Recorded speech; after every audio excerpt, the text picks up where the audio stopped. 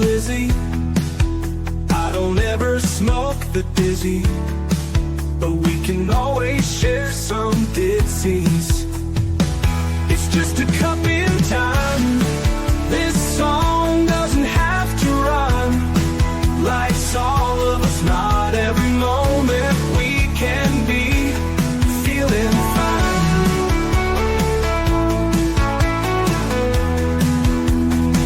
I wanna share a moment, just a second if you will, maybe even a cup of thrill.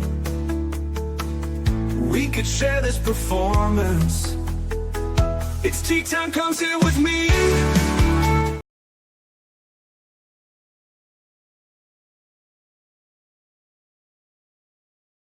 Oh, look at that. We got some glitches again. Streaming, I swear to God, you guys are going to hear from Miss Liz.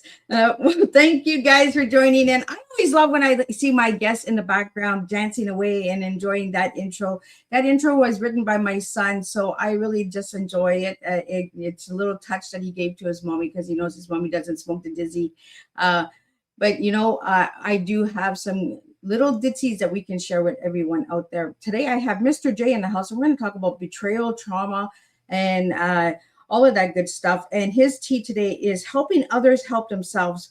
Hear from betrayal. Interesting, impactful, and introspective. That is the tea we are serving in the house today. But before we get started, we got to get over to all those platforms, guys. We got to get over to Facebook, LinkedIn, Instagram, TikTok,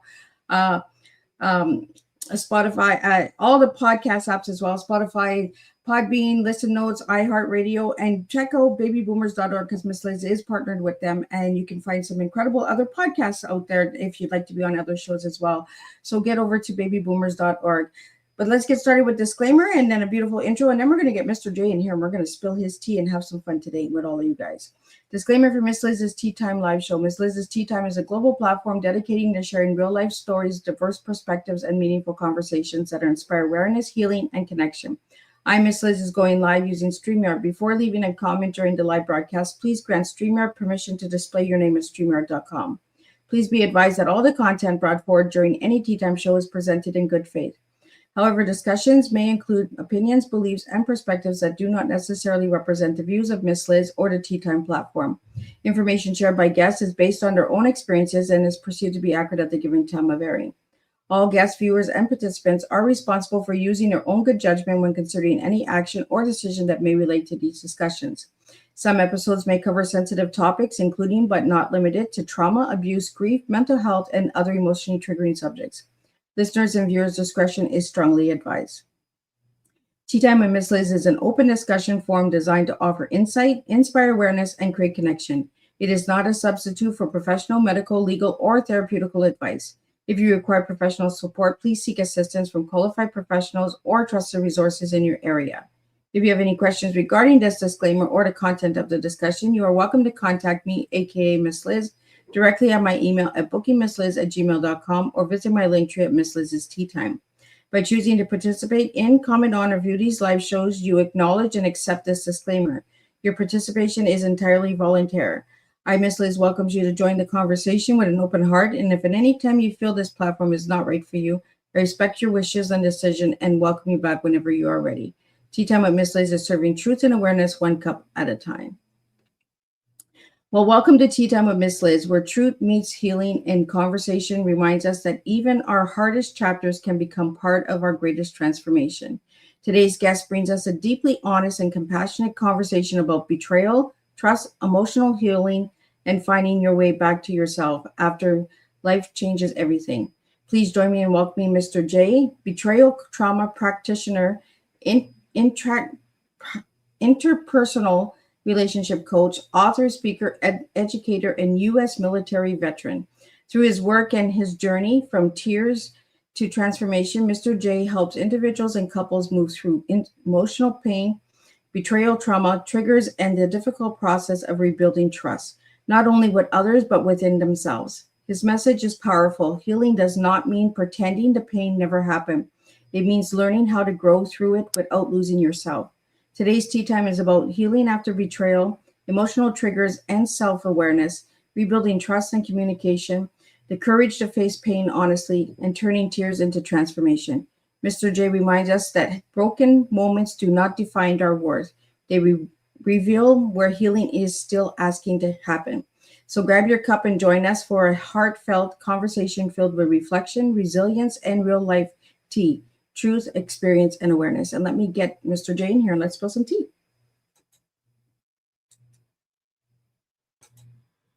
Welcome, Mr. J. Hello, Miss Liz. It's great to be here, and thank you for having me on your show. It's a pleasure to have you here. This is a topic I have not had on Tea Time yet. I've had all of the other types of really coaching and that, but I have not had betrayal coaching on Tea Time. So thank you for coming on Tea Time. My pleasure. It's a fascinating field. It's an emotional field. It's a sad field at times. It's a horrific field for many, especially going through it. But for me, it's fascinating. It's ever growing. We are still researching a lot of various on the spectrum of all different types of the reasons why this affects different people differently. And certainly betrayal trauma, which we can get into, is different from other types of trauma, which is why you have to be very careful when you're speaking to a professional.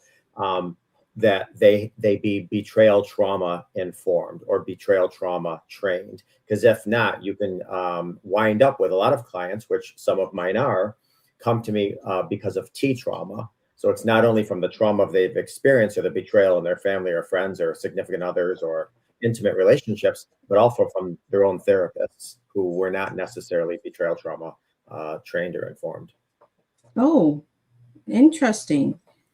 Well, Jay, before we get into the betrayal trauma, let's get to know you a little bit before we get into all of that stuff and what got you into this. So, who was Jay as a little guy and who is Jay now?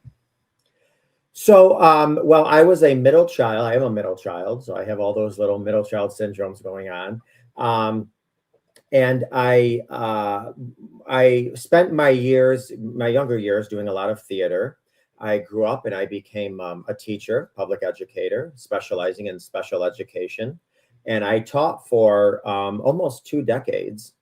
And then when my children were born, I wanted to stay home and spend more time raising them. So that's what I did. And I was a happy stay-at-home dad. I loved it. It was fulfilling to me. It was my purpose at the time. And then one day I was talking with my father, who I was very close to, and we were laughing on the phone and telling jokes, and he abruptly passed away. And literally 4 days later, we were lowering his casket into the ground. And I think that shock was too overwhelming for my system. And what wound up happening was I woke up like 3 days after his funeral with my first ever panic attack. Now, I've heard of panic attacks. I've talked about panic attacks. I've worked with clients with panic attacks. But boy, there's no substitute for experience. And so I actually woke up at like 3 o'clock in the morning and I smelled smoke. I smelled smoke and fire. And I got up and I'm going all around my house to try to find the origin of where this smoke and fire is. I have 2 young kids.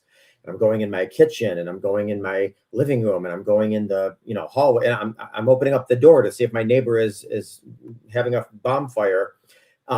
Try as I may, I could not find any origin of smoke and fire whatsoever.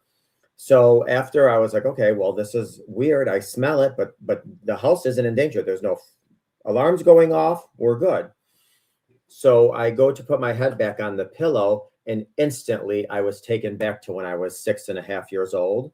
And I was standing up next to my mother while she was screaming blood-curdling screams because we came home after a vacation. And the only thing that was in our driveway was our chimney because our house burned down.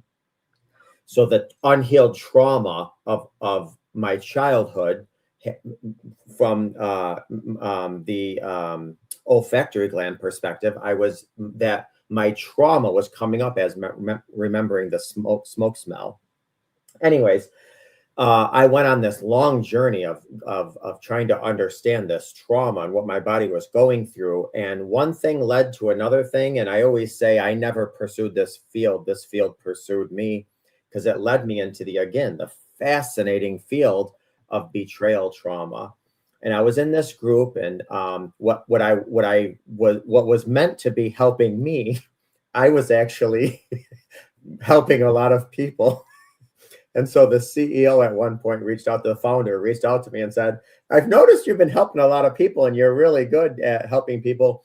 Would you want to go through the process of becoming certified to become a betrayal trauma practitioner and actually work with people from a professional standpoint? And I said, sure. So I went through the process of getting certified.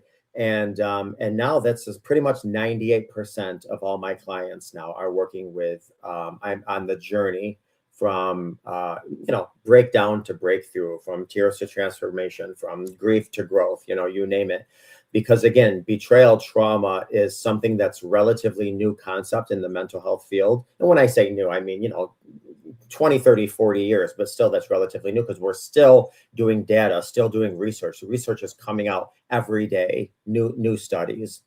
So it's a fascinating field, but it's one that's misunderstood still, and one that there are far too little professionals that deal with this type of betrayal trauma. Well, Mr. J, that's usually the way it is, right?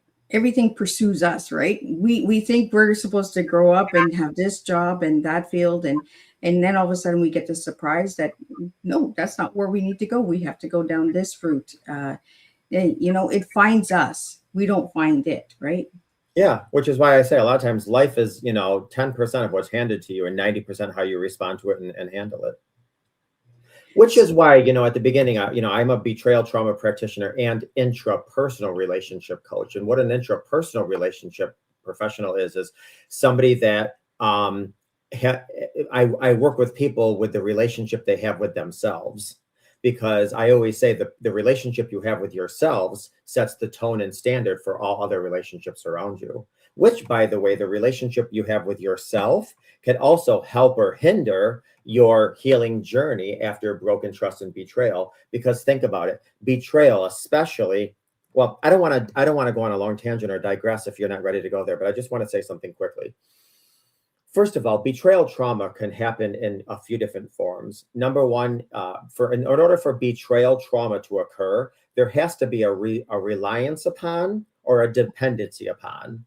So, like, for instance, you and I can watch a car accident. One of us could be traumatized, the other one not traumatized, whatever. But we didn't rely on that accident. We didn't depend on that accident. However, so for instance, you can have betrayal trauma from a boss or your job because you rely on your boss, you rely on your job. You can have betrayal trauma from a parent because you depend on your parent. You can have betrayal trauma, say from, either, God or your creator, even yourself. Because I talked to, a couple of women who are like, Mr. J, I did my exercises and I drank my shakes and I did my meditations and I was still diagnosed with breast cancer. I feel like my God, my creator betrayed me, or even my body betrayed me. And then certainly, which is probably the majority of my clients, is a betrayal within a relationship. So such as infidelity, affairs, sexual addiction, things like that.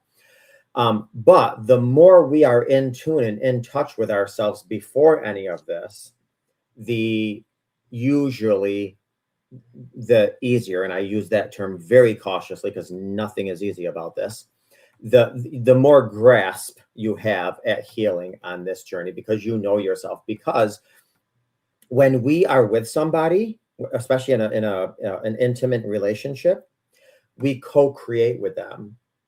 So basically, if you were to take a white rose and you were to cut the stem in 3, and then you put one portion of that stem in, food coloring that's red, and then one that's food coloring that's green, and one that's blue, the entire petals are going to change colors. The entire rose is going to completely change colors. And that's the same thing with a relationship. We have roots with the person that we're with, which, side note, which is why sometimes even people's pets start looking like their owners, but that's a whole nother topic. Because we co-create with people. So when there's a fracture in that relationship, there's a fracture to our identity, and it hits us at our core. So, so this is why trauma is different from betrayal trauma. Non-betrayal trauma is very different from betrayal trauma for various reasons, which we'll go into if we have time. Yeah, we're gonna get into it really deep, Mr. J. We have a couple questions that are coming in. I'd like to get those out to you that are coming into the studio. The first one that came in is what from Bob. What inspired Mr. J to help others through healing journeys? Well, you know what? Listen, I think having been raised in a very challenging environment, there's a lot of lessons that I learned, because I say all the time, there is far more that you see from rock bottom than you do from mountaintops. We all want to look, be on the mountaintop, and that's wonderful there, but the lessons are not there. The lessons are when you hit rock bottom. And I was born and raised and marinated in rock bottom, so I got a lot of lessons, and I just didn't want to die and take those lessons to the ground. I figured if I could share some of the things that I've learned, I can spare some people a lot of the pain that I've endured. So, yes, do I have a lot of knowledge? Not patting myself on the back, absolutely, but it's wisdom born from pain, and that's awesome. Listen, there's no better education than a degree from the School of Hard Knocks, and I appreciate that now because it helps. And I'll tell you something, when I'm working with clients, not that any mental health professional at any time should ever work through their issues through their clients. But I will say, by virtue of me helping my clients, I'm also helping myself and helping heal me too. So it's a win-win. Absolutely. When you hit rock bottom, then you actually see who's beside you and who's not beside you. And sometimes that's where the betrayal is as well, right? At the rock bottom. Absolutely. Because I'll tell you something, a lot of times when I'm working with adults and they'll tell me things that happened in their childhood, and I'll say, well, who did you tell? And they'll say, no one at all. And I'll say, but you know what? That's your first trauma right there, is you didn't feel safe in your environment. So if something happened to you, like you were violated or in some way, that was your second trauma. Your first trauma is you didn't feel safe in your environment. And I don't want to get into some big long thing, but a lot of perpetrators can sniff out somebody that doesn't have a strong support system better than anyone. And so that was the first trauma. And again, I digress, but it's important to know that our first trauma, a lot of times people are, you traumatized me, or you were did this to me, or whatever. And I'm like, absolutely, there's the trauma at hand here.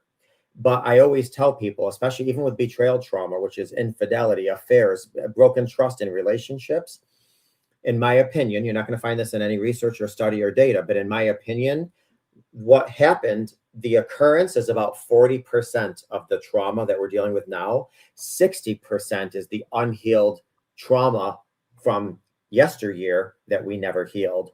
And what this trauma did was tap into, break open, and expose that sleeping giant that we never healed. And that's the source of the biggest pain. Wow. I'm really glad that you're here, because this is a topic that a lot of people don't talk about, right? Because they don't feel comfortable. It makes them uncomfortable. And then they're like, nope, don't want to talk about it. Oh, listen. Oh my gosh. We are the kings and queens of avoidance. Nobody wants to run towards the fire for pain, including me. But I'll tell you something. It's like one of the things, and I tell people all the time, especially that I work with, number one, I feel bad. I tell people all the time, listen, if you want to work with me, I'm not one of these mental health professionals that are like, oh, I'm so sorry your experience. Let's hold some space for you to be. I ain't got time for that. I'm sorry. And no judgment to anybody that works like that. That's no. I am like a personal trainer at the gym. If you come to me and you say you want a 6-pack, I'm not going to say, good job with a Twinkie. I'm going to say, get your butt in here. This is what we got to do to get you a 6-pack. And I don't care if you're screaming and moaning like you're 9 months pregnant. I'm doing my job to hold you accountable, because I want you to get what you want. And that's your 6-pack. So let's start doing some crunches. So when people come to me, and I'm not for everyone, don't come to me if somebody needs, a lot of accolades and acknowledgement and validation, and let's hold a space for that. No, we got work to do. Now, I'll give you some of that stuff. Of course, I'm not a monster. Because especially this is a very sensitive topic. I mean, I'm going to tell you something, Miss Liz. I have people that have had miscarriages after they found out about betrayal. There's myocardial myopathy, or whatever the term is, broken heart syndrome. There's people that have went to prisons and jail for doing things to their partner if they found out their partner was being unfaithful. I talked to people that just got out of programs because they went mentally insane after they found out that their spouse was cheating on them. So don't get me wrong. I don't take this lightly. I'm not a hard butt. However, bottom line is I'm somebody that's like, listen, we're trying to build a bridge right now. Get out your hammers and your nails and let's start building that bridge. Let's not do all this, oh, that must make you feel awful. Maybe once in a blue moon, but we got work to do. I mean, and you're paying me. I don't want to waste your time. Absolutely. I'm the same way, right? I don't got time for sugarcoating anything, right? Hard truth. It is what it is. Come to the table or don't come to the table. But I'm not for everyone. And I think we need to be honest with people that we're working with and say, you know what? I might not be the table that you want to sit at. I might not be the therapist that you want to come to. Let's save each other some time. If you want to be sugar-coated and a little pat on the back to tell you that you're doing a good job, there's other people that will do that. And same as with the podcasting world, right? There's other tables that you can go and sit at to do that. I prefer the real raw tables and conversations. We have some other questions that are coming in for you, Mr. J, that I'd like to get out to you. And then I got some questions for you as well.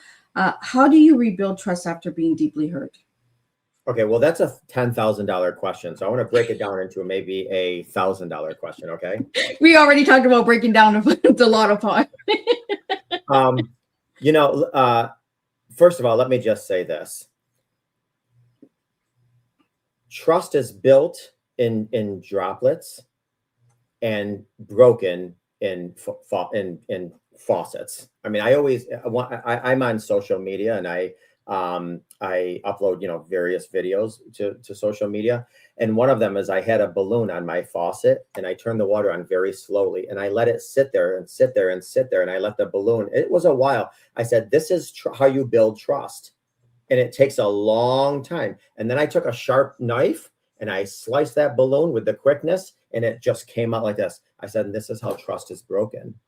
And so to rebuild trust, it's going to be brick by brick by brick, which we'll get into more, when we later on, because I want to get into more specifics.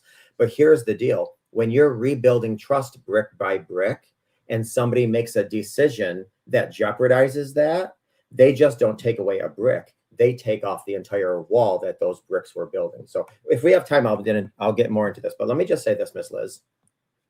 One of the things that we have to do is we cannot put our trust in the potential decisions of some tall, broken child. And I'm sorry, that's all we are. We cannot put our trust in the potential future decisions of some tall, broken child. We first have to put our trust in ourselves. Now, a lot of people listening to this, whether now or in the future, might be saying, well, wait a minute, I don't even know if I know who I am. I don't know if I trust who I am. That's all great, fine, and dandy. Then what you need to do is you need to, first and foremost, one of the things I have my clients do is you need to define what forgiveness is. You need to define what forgiveness is. And don't use the term to let go or to forgive. And if you use those terms to let go or forgive, then explain to me how you're going to let go or forgive. Once you have that definition, then you turn it around and you give it to yourself. Because I'm going to tell you something. A lot of the trauma that we have today is because of the lies that we told ourselves or that we believed that from somebody else telling ourselves. So we have to forgive ourselves for all those lies that we were told. And I'm going to give you a corny little example. Let's just say you came home from school and, you wanted to tell your mother something, you were excited, but she was baking, or let's just say she was drinking, she was whatever she was. And you go to tell her something, or your dad, doesn't matter. And he or she kind of whisks you away. I don't have time for this right now. Oh my God, I'm in the middle of something. Stop. Well, what message did you tell yourself? I'm an inconvenience. I'm a nuisance. I always get in the way. And here's the deal. Somebody tells us something once, then we loop it and repeat it forever and ever and ever. Because I always say, Miss Liz, other people give us pain. We give ourselves suffering. So now for years and years and years and decades and decades and decades, we told ourselves we're a nuisance, we're a pain, we're insignificant, we're this, we're this, we're this. Well, then all of a sudden we're adults. And what do? Hey, this is just who I am. No, it's not who you are. It's the costume you put on when you were younger to protect yourself that you never were able to take off because you didn't do the hard work. And so now you get into relationships with a confirmation bias, looking for people to tell you you're an inconvenience, you're a nuisance, you're a pain in the butt. Because why? We all have these little roommates in our head that lied to us from the beginning, that want a confirmation bias. And the minute we find a confirmation bias, oh, you're unlovable, you're unworthy, you're ugly, you're that. Yes, I knew it. I knew it. Your confirmation bias. So we have to really start eradicating those lies that we believed when we were younger. And we got to do that by giving ourselves self-forgiveness. Really quickly, if you don't mind, Miss Liz, I just want to say something very quickly. Betrayal trauma is like this, okay? Betrayal trauma, I want you to imagine there is a very thin, long, narrow bridge a mile above ground, okay?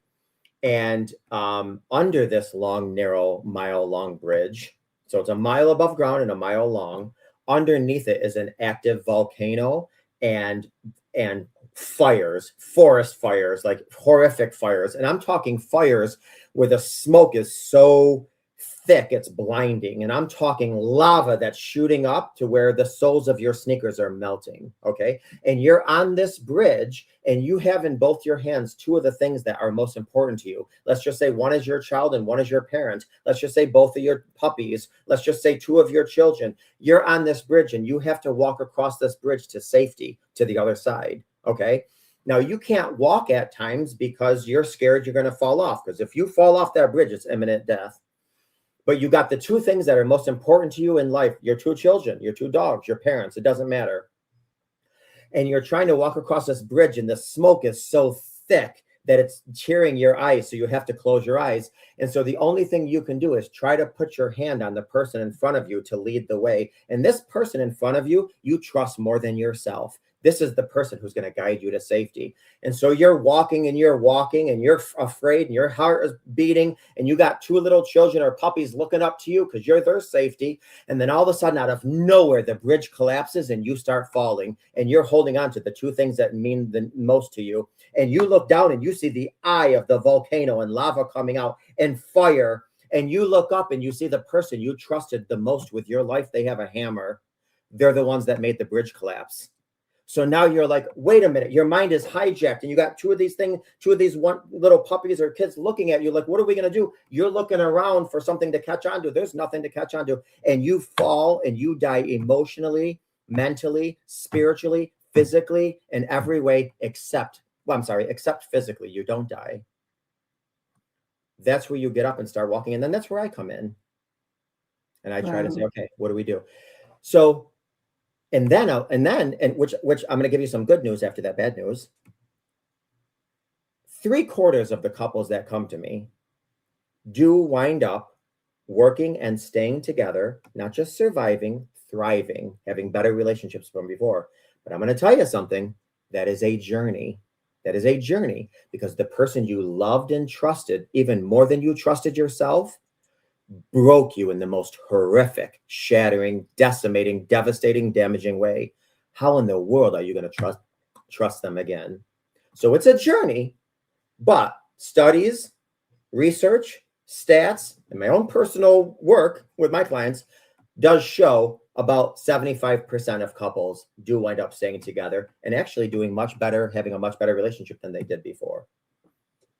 Well, and that goes into the question that just came in for you, Mr. J, is how can couples heal together after betrayal? Okay. Well, okay. Well, again, another $10 million question. First, we're bringing the lottery up today. I know. Yeah. Maybe I should play tonight. One of the things so I told you I was a special education teacher before I went into this field. And in special education, what you have is what's called an IEP, which is an individualized education plan or an individualized education protocol. And that's because every student learns differently. So you want to conform or really work with the student's way of learning. One of the things that I did when I went into this field is I created my own what's called individualized healing plan. Because listen, everybody's uniquely different and everybody's going to heal differently depending on their needs. And I'm talking about needs from where are you on the hierarchy of are you a first child? Are you a last child? Are you a middle child? Because you have a different view. You view the world through a different lens, depending on that.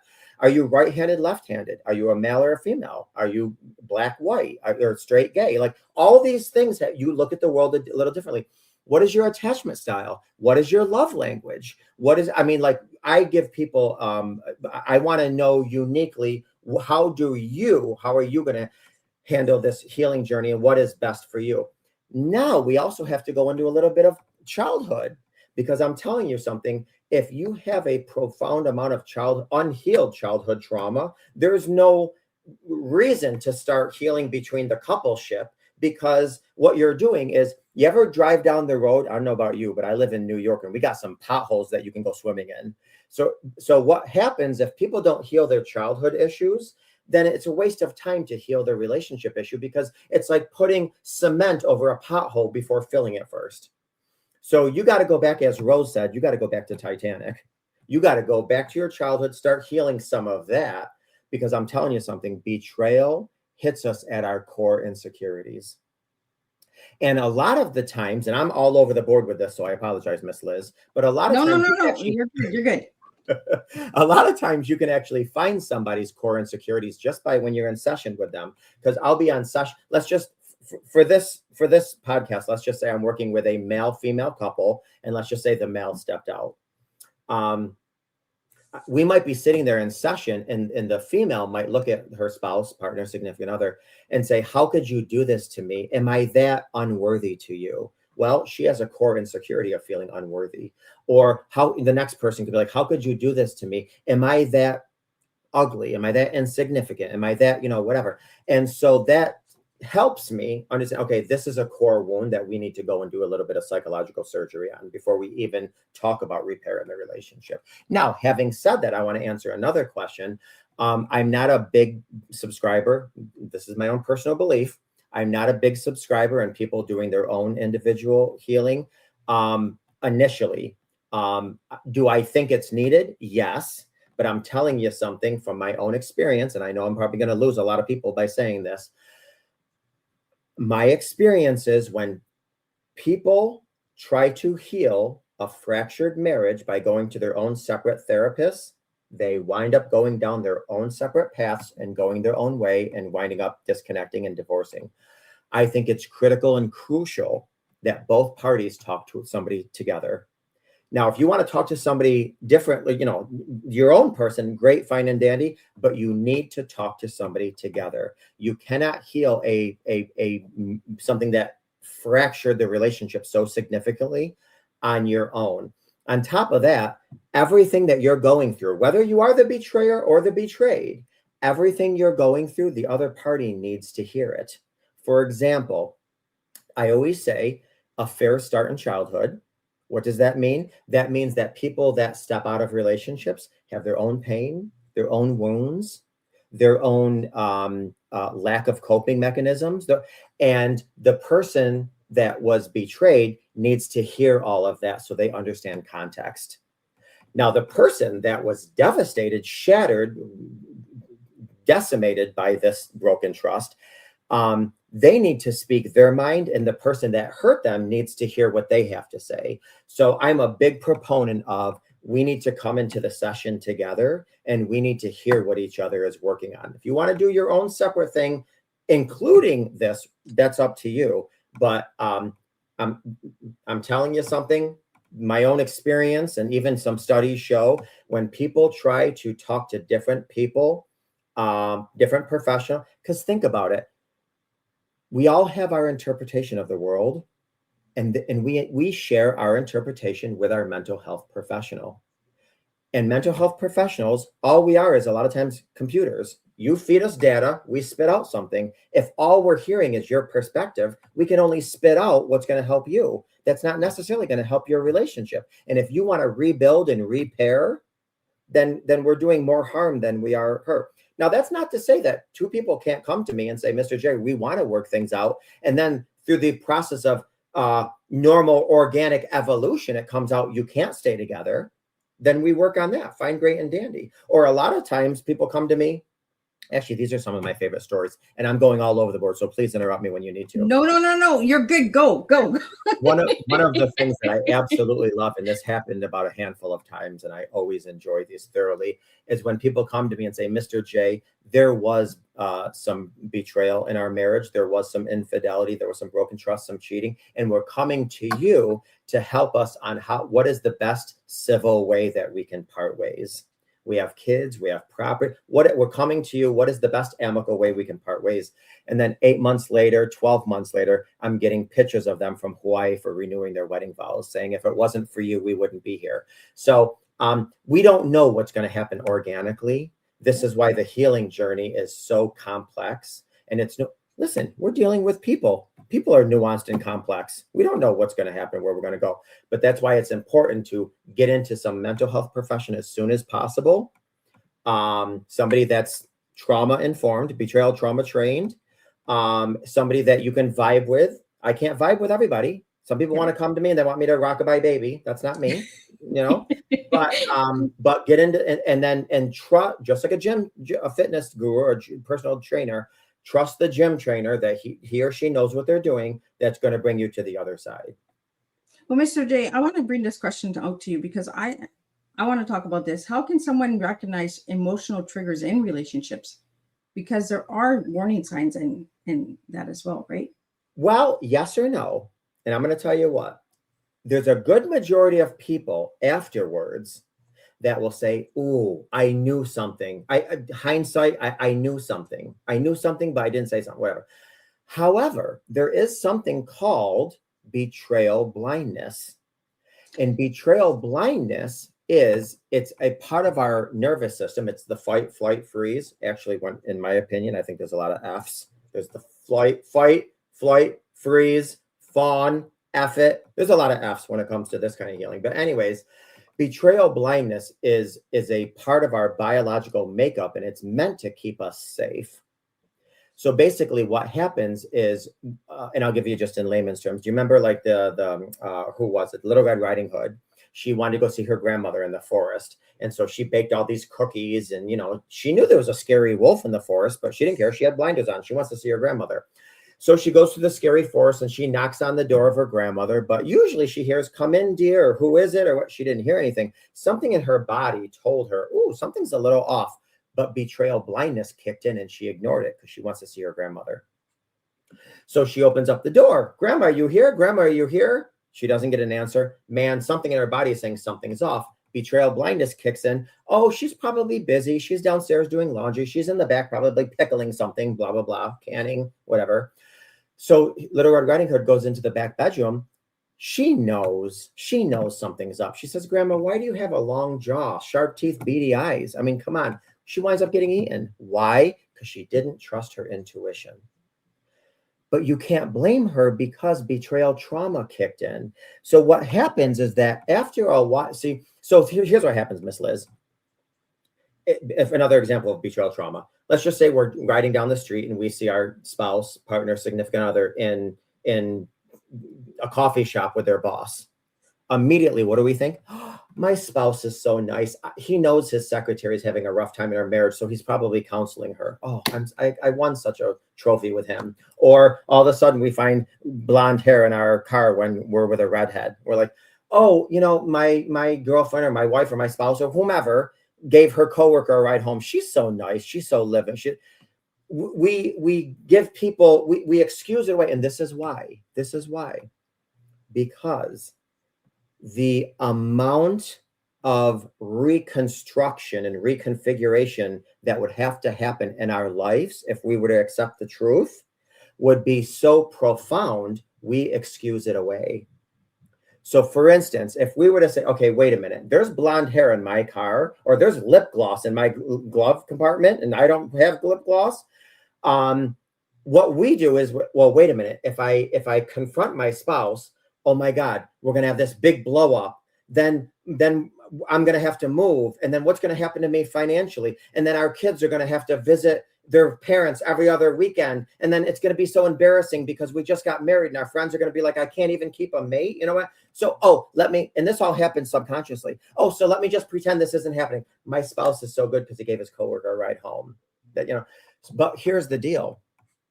Because betrayal blindness separates ourselves from us leaning into our intuition, what happens is now when the rubber hits the road and the reality sets in and we discover there is a betrayal in our relationship, we've separated ourselves from ourselves so much that we don't even know who we are anymore to help heal the fractured, broken relationship.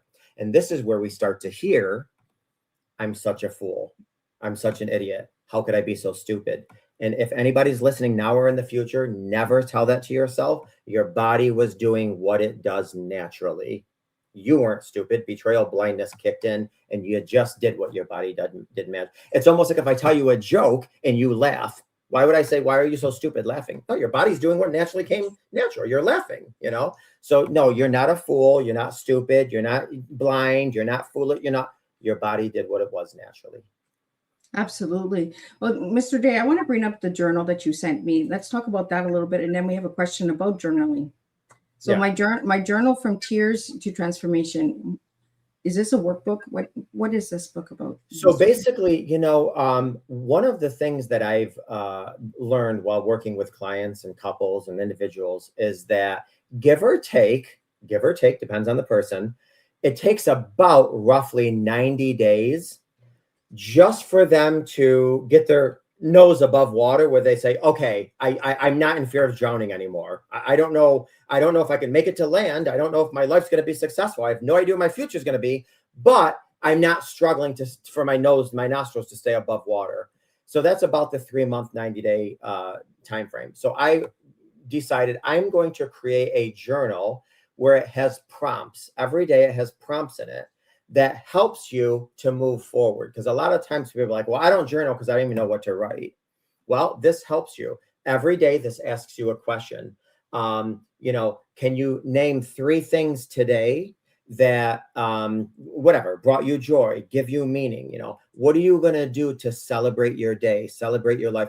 Can you name one thing you're thankful for today? So these are questions. I took a course at UC Berkeley on the science of happiness. And so I use a lot of that content in my coaching and my practice to really help people reverse or better integrate some of the statements and the missions and the thoughts that we need to really just start moving forward because I'm going to tell you something, Miss Liz, I'm not big on the term healing. And I know I probably would offend a lot of people. I'm big on integrating, because a lot of the time, the quote healing that happens after betrayal, the reason why people get so stuck is because betrayal also accompanies profound grief. And I don't know about you, but we never get over people that we lose, especially when we're close to them. However, we learn how to integrate the grief and we learn how to manage it over time better so it doesn't manage us. Well, and it goes into the question that about your book is from Lucy, is how does journaling help with emotional healing and growth? Because a lot of people don't understand journaling. Yeah, well, a couple of things. First of all, one of the things that happens when we're betrayed is, and I'm going to try not to derail too much, but in our hippocampus, it's like a filing cabinet, right? So, and it's a long filing cabinet. And in there's all of our files, all of our important files, all of our day-to-day files. It's like, okay, so we know, okay, I got married in 1981. My first child came in 1983. Every Tuesday, we eat Taco Tuesday. Next Sunday, I got to bring my kids fishing. And the reason why this filing cabinet is important is because predictability keeps us safe. If you don't know what's in your future, then you're unsafe. Predictability keeps us safe. Well, when we find out there's a betrayal in our relationship, that, I'm sorry to be unprofessional, F's the crap out of our predictability, because what in the world, we thought we could be predictable. So basically what happens is our spouse takes this long filing cabinet, walks up a big tall mountain on a windy day and dumps all the files over. And now the files are going all over. And so you're trying to pick up these files and put them back into strategic places in the filing cabinet. And your mind is hijacked. And now you're thinking, well, wait, first of all, is this file real? Was everything we went through real? And number 2, well, wait a minute. Did this come before this? Because your mind is hijacked. Oh, wait a minute. When we were on vacation at Disney and he told me he had a meeting, he had to step out of the room. Did he have a meeting or was he talking to his affair partner? Oh, when she told me she was having lunch with her best friend, was it, or was it actually the gym fitness person or whatever? So, okay. So here's the deal. So a tremendous amount of anxiety comes on us after D-Day, after broken trust. D-Day is disclosure day. So to this person's question, one of the things journaling does is it gets all of this information and anxiety that's up here on paper, which helps profoundly. The other thing that it does is one of the things I have my clients, I recommend, is when you're journaling, we all have filters. We all have filters. Like, for instance, when you, and we've learned these filters when we were younger. If I wanted certain things, I know what parent to go up to get it. If I wanted to go to my friend's house, I knew what parent would probably more allow me to go to friends. I would ask that parent. If I wanted a few dollars, I knew what parent to go up to. Those are all of our filters. And we all have filters when we go out in society. Every time we go to the grocery store and the clerk is like, or cashier is, did you find everything? Like, yeah, I did find everything. How are you? All this smile or whatever. We all have filters. When you write with your non-dominant hand, it takes those filters down. And now all of those real and raw expressions, thoughts, feelings, and emotions are on paper. That's helping flush out the emotional aspect of things. So there's a lot of benefits to journaling, not to mention it slows our thinking down. And a lot of this, because after broken trust, our brain now has a Corvette motor with bicycle brakes. And what journaling does is it really slows our brain down and helps us process things. So there's a lot of benefits to journaling. And if people don't ever buy my journal, which I could care less if they do, write on a sheet of paper your thoughts, because you need to slow your thinking down, and writing things down helps it. And even if you say, I don't know what to write one thing that happened today that was triggering for you or not good, and write one thing that is. And it could be simple as, today sucked because I can't stand my spouse. Wonderful. Today was good because my son gave me a hug. Whatever. That could be a journal. Which, by the way, side note, once in a while, and I know probably some people are not going to appreciate my humor, but once in a while, I've been married going on 25 years. Once in a while, I'll pick up a fork and I'll look at my spouse through the fork. And I'm like, you know what? No, I don't want to see this for the rest of my life behind bars. I'm just going to take a time out and go walk away. Besides that, Miss Liz, I don't look good in orange. Well, orange is not your favorite color anyway. Yellow is. That is very true. It is. But no, if you look at somebody through a fork, it's like, oh, this is what they'd be looking like behind bars. Yeah, no, let me just go take a time out. And sometimes that's what we need to do, right? Is just go and take a time out. We don't need to take a break, just a time out. Yes. Yeah, in many capacities. Now, since I brought that up and you followed up on it, let me just say this. When a couple is talking, and this could be in anything, any marriage, any relationship, when a couple is talking, I always recommend they have what's called a safe word. I don't care what that safe word is. It could be any word. But what happens is, listen, Miss Liz, we're all adults, and we know we all have a little trigger inside of us. We come to the discussion table relatively calm, cool, and collected, but it takes no time at all, especially with our spouses. Well, all of a sudden there's a trigger and that goes off in us, and all of a sudden it's like, okay, biatch, it's on. Let's go. What I recommend people to do is right before that switch is about to go off, you say the safe word and you take a time out, because you don't want to say something that now you're going to need more healing afterwards that you said. But here's the deal. And the reason I just brought this topic up is because, you brought up the topic of taking a time out. One of the things I recommend to my clients is that when you do use the safe word, whatever you do, if you're going to walk away and go in the living room, or if you're going to go for a ride, tell your partner, your spouse, your significant other, your intention, because if they have a background of neglect or abandonment, now you've just triggered that by leaving the argument. So what you want to say is, let's just say the safe word is Miss Liz, right? What you want to say is, okay, Miss Liz, I'm going to go in the living room. I'm going to go pray. I'm going to read for 2 hours. Then I'll come back and we can maybe retable this conversation. That way, nobody's leaving. If you have issues with abandonment or neglect, somebody's not leaving you. No, nobody's abandoning you. Nobody's neglecting you. They're taking a timeout because they love you and they want to calm down. Then they're going to come back. And of course, the person that takes the timeout has to make sure they circle back and retable that discussion. Don't just come back and say, hey, what do you want for dinner? And pretend nothing ever happened. Whatever. Or do those TikTok videos where they just slam the food down and the husbands are like, oh, should I eat it? Oh, yeah. Absolutely. I really like that you're bringing it to the table, that we work together, like working with counselors together, because when you're going to a separate therapist, you're already deciding before you even get to the therapist's office that you've already divided each other. I like that you said, bring it together, do it together, because that's the whole reason why people are falling apart is because they're already starting to divide and separate from each other. So if you're going to separate therapists, you're actually just including more distance. Absolutely. And listen, if there's people watching this now or in the future, that's like, well, I'm not going to talk to him or her, or I don't want to do that. My thing is this, do your best to talk to somebody together, even if that means you want to separate. If you still want to talk to your own mental health professional, fine, great, and dandy. But I would highly recommend an ROI, and that's a release of information. That way, all three of your mental health professionals are talking to each other. Because, there has to be one guiding light. And if that guiding light at the end of the tunnel is reunification or repairing or rebuilding or building something up from scratch, brand new, then there has to be an ultimate goal. It can't just be like, you're talking to your professional, the other person's talking to their professional. Because listen,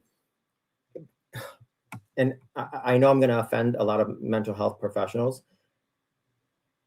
The school of today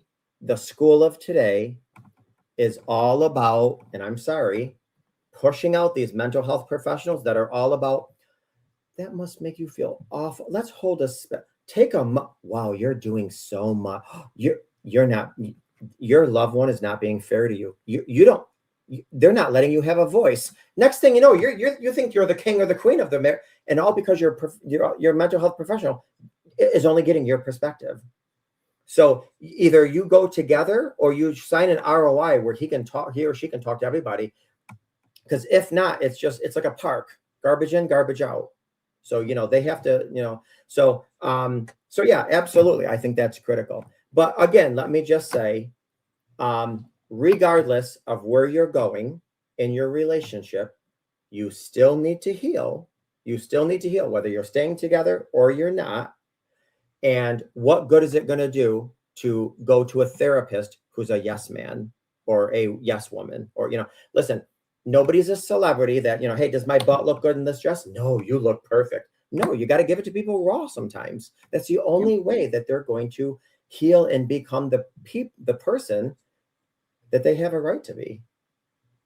Well, and the truth hurts. Like, we have to be honest with the world today, right? I find that today's world is so sugar-coated and everyone is scared of getting a bobo and just putting a Band-Aid on everything. Well, we're not healing anything when we're just putting Band-Aids on. Yeah. Back in the olden day, Miss Liz, when they used to go cave whatever they did to find cave mining for gold. Yeah. They would, click on the cave, and all of a sudden a big, huge chunk of something would fall, right? And it had a little bit of gold in it, but it was surrounded by dirt and debris and sticks and whatever. And they would put it through this liquid fire. And all of a sudden, all this dirt and debris would come up to the surface, and then they would slide it across, and then more dirt and debris would come up. Yeah, all this filth and yuck and disgust, and then they would move it across. And then before you know it, eventually, just pure gold would rise to the top. This is what happens when I'm working with couples.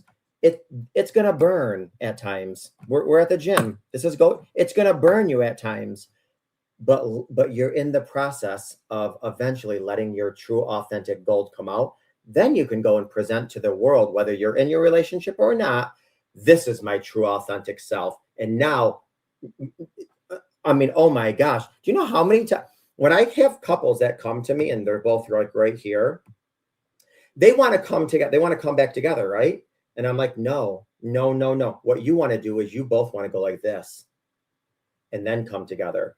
raise your standards, elevate who you are, become the whole healthy, healed 2.0 you, then come together as different people in a completely different marriage. I always say the best marriages are the second marriages to the same person. Oh, that I like that one, Mr. J. You know, because that's coming back together, right? Well, No we got. mistake. I really enjoy this conversation because it's real and raw. That's the conversations I like to have, guys. That my audience knows I like the real and raw conversations because there's no sugarcoating anything. Life is hard. We all have a story. We all have trauma. Whether you want to admit it or not, everyone has trauma. It doesn't matter who you are. You know, everyone has gone through something. And that's the stories I want on Tea Time. That's the voice that I want to have. I want to have voices like yours, Mr. J, on Tea Time, because I want the truth to come to the table. It's not going to be comfortable. The conversations that we're bringing to the table are not going to be comfortable. But the work and the services and resources that I'm bringing to all of the listeners out there, like yourself, is we can work together. We can do this together, but we got to stop sugarcoating everything. We got to work together and hear some hard truths sometimes. Yeah. Mr. J, for your own experience, we had a question here that came in, and I want to get that out to you. Is what was the biggest lesson learned from your own journey? That I am my worst enemy. You know how many times I told myself, what is wrong with you? Do you know what I tell myself now? What is strong with you? I say all the time, other people give us pain. We give ourselves suffering. I'm going to tell you something.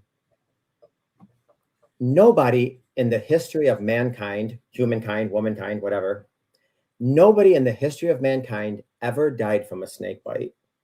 Nobody, ever.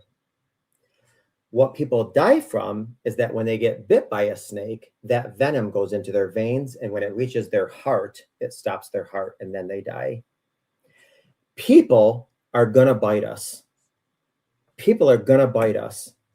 It's our job not to let their venom get into our veins and go to our heart, which is why I say, when you find out you are betrayed, because I'm just going to bring that up because that's the field I'm in.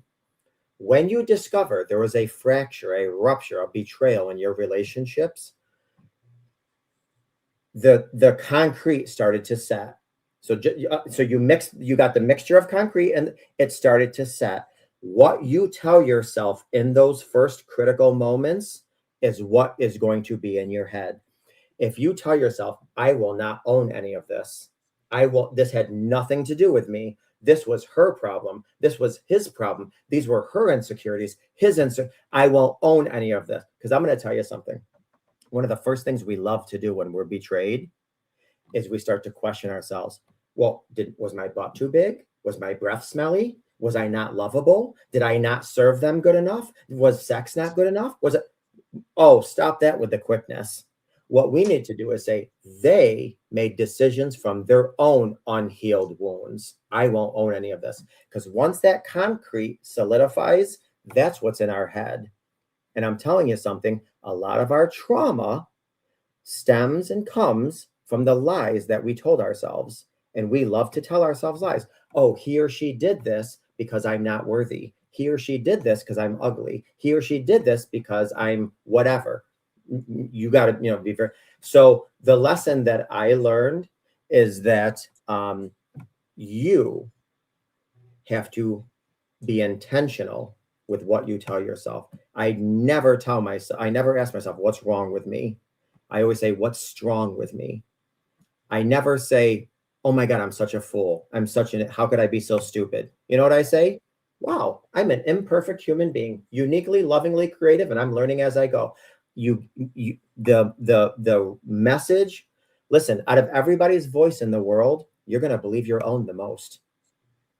You got to treat yourself like you are taking care of your child. And you're taking care of your inner child. So treat yourself like the young king and queen that you are. Talk to yourself in nothing but the best loving ways in terms. Forgive yourself. I went in the beginning of this episode, I talked about define forgiveness. Forgive yourself. Be patient with yourself. Be compassionate with yourself. Be understanding with yourself. Out of the trillions and trillions and trillions of possibilities that happen when we're biologically created, you came out of the womb. You're a gift. We all come into this world as a present. We have to unwrap that present, find out what gift we have, and then the ultimate gift is learning how we can share that gift with others, which I believe I'm doing. That's my purpose in life right now, doing what I'm doing. Well, Mr. J, what would your final message be for everybody today? And if you could just spell out your website for all the audio listeners so they can reach out to you. Awesome. My website's mrjrelationshipcoach.com. And if nobody ever wants to hear from me, see me, nothing, I do have some free resources. So just come on my website, mrjrelationshipcoach.com, and take advantage of some of my free resources. You know, one of the things I want to say is this. If you come to my website, you're going to read that, you know, listen, in my opinion, we're all tall, broken children. But if nobody's ever heard of the term kintsugi, it's a Japanese art where when something breaks, they put it together with gold glue. And that's because there's beauty in our brokenness. There's lessons in our brokenness. And I want people to know that even broken crayons can still create beautiful masterpieces. And we can be broken, but still create the most beautiful lives. And if you are a couple on this tough journey to heal after broken trust, I just want to let you know, you may have lost your happily ever after, but with a lot of time and work, you most certainly can have your happily even after. Well, thank you so much, Mr. J. I really want to thank you for coming on Tea Time. I could talk to you all day. Like we could get into a lot of different things. Talk all day. Well, we're just going to do a wrap up of what today's tea time is, and we'll be back at 7 p.m. and we'll have another tea time here. So what an honest and meaningful conversation. Mr. J, thank you for bringing vulnerability, wisdom, and compassion to the tea time table today. Conversations about betrayal, hurt, and emotional healing are not always easy, yet they are necessary because so many people silently carry pain they do not know how to speak about. Today reminded us that healing is not a linear. Trust is not rebuilt overnight, and strength is not the absence of pain. It is the willingness to face it honestly. You shared something powerful today. Transformation begins when we stop avoiding what hurts us and start understanding how it shapes us. Whether someone is healing from betrayal, emotional wounds, relationship struggles, or disappointments within themselves, today's conversation offered an important reminder. You are still worthy of love, connection, peace, and growth. Here are some food for thoughts to leave with everyone this afternoon. What if healing is not about becoming who you were before the pain, but becoming someone who understands their worth even more deeply because of it? Thank you, Mr. J, for helping people move from tears to transformation and for reminding listeners that healing begins with honesty, self-awareness, and grace. Until our next time, take care of your heart, protect your peace, and keep serving real-life tea, one story at a time. And I'll see everybody at 7 p.m.